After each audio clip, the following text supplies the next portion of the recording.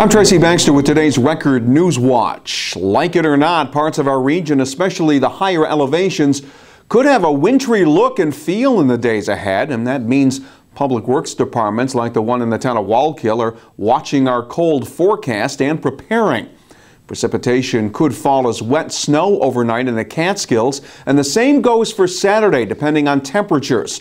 Wallkill DPW Commissioner John Lippert says while wet snow accumulations could become a reality in the Catskills, public works crews in the Hudson Valley need to be ready for the possibility of icy roads, especially overnight Saturday into Sunday morning. We were hoping, Tracy, that the four-letter word would not come out this early in the season, and we met with our foreman this morning, and I didn't use it. They used it first. It's a reality. It's in the forecast, especially in higher elevations. So we changed our plans today to make sure all of our snow equipment is ready. Early season storms like this tend to be very forgiving in terms of temperature. However, you still have to be able to at least sand the roads, sand and salt mix we use, possibly plow. I mean, I've seen a lot of October storms in my 27 years in this racket, and they can be devastating if you get some heavy wet snow and a little bit of wind. There are still some leaves on the trees, so we have to take it very seriously. Lippert isn't the only one watching the precipitation and the temperatures. Keep checking back here at Record Online for weather information updates on what for some of you could be the first snowfall of the season. A couple's pet dog is being credited with saving their lives as a fire was destroying their home in Saugerties early Wednesday morning. Debbie Bunsha and her husband, Rick Gaylor, say the barking of their 2-year-old German Shepherd, Max, woke them up, alerting them to the smoke inside their West Saugerties Road home. The couple and Max escaped, but by the time firefighters arrived, the house was fully engulfed in flames and is now considered a total loss. The cause of the blaze has not been determined, but investigators believe the fire began in the basement. 5 people from the Middletown area have been picked up locally following a violent home invasion robbery last Sunday in Spartanburg, South Carolina. 4 of the 5 have been arrested in Middletown and the town of Wallkill and are being held on fugitive warrants pending extradition back to South Carolina.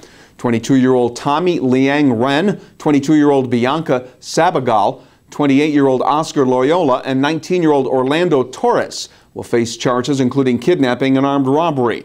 A 5th suspect, Victor Mendoza, remains at large. The 5 are accused of forcing their way into the Spartanburg home and robbing a woman at gunpoint. Police say earlier in the day they were caught on videotape stealing items from a local Walmart that were later used in the armed robbery. Heartbreaking. That's one of the words Kathy Hylas has been using to describe her feelings following word that the Port Jervis Common Council had signed off on a plan to replace the city's Tri-States Bridge over the Neversink River, a plan that includes demolition of 2 buildings that Hylas owns near the existing bridge.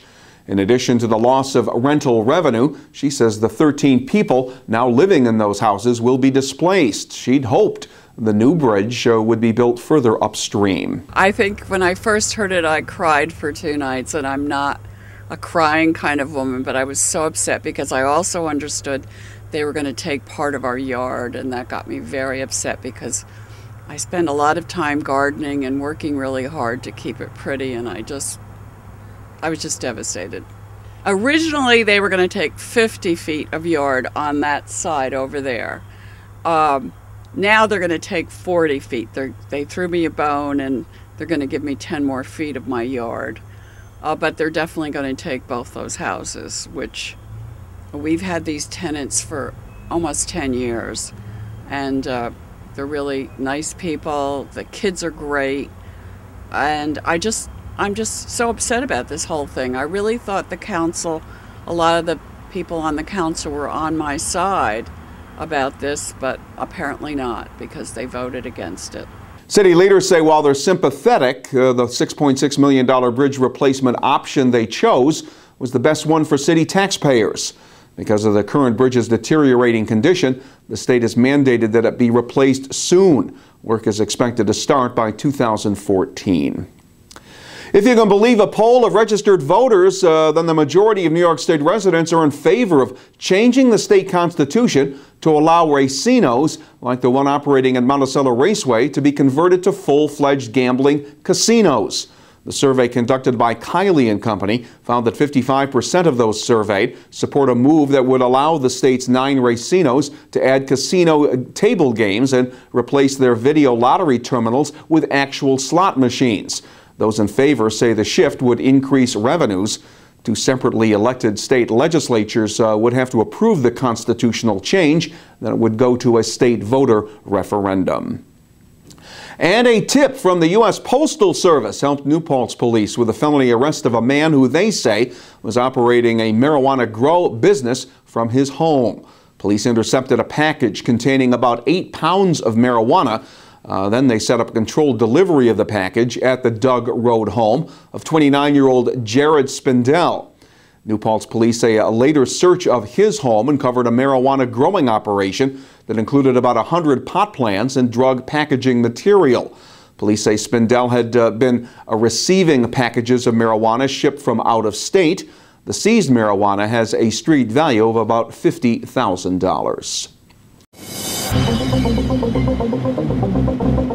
As we mentioned earlier, the word snow is popping up in the forecast for parts of the region. It's going to get cold overnight with a freeze warning, and that means rain could fall as wet snow in the higher elevations. Weather improves tomorrow, with temperatures getting up around 50 degrees under a mostly sunny sky. But there's more cold rain in the forecast for Saturday, and once again, it may be wet snow in some of the normally colder spots. And there could actually be a bit of accumulation before it ends. Stay with Record Online for updated weather information as well as breaking news, and get all the stories in detail in tomorrow's edition of the Times-Herald Record. For Record Newswatch, I'm Tracy Baxter.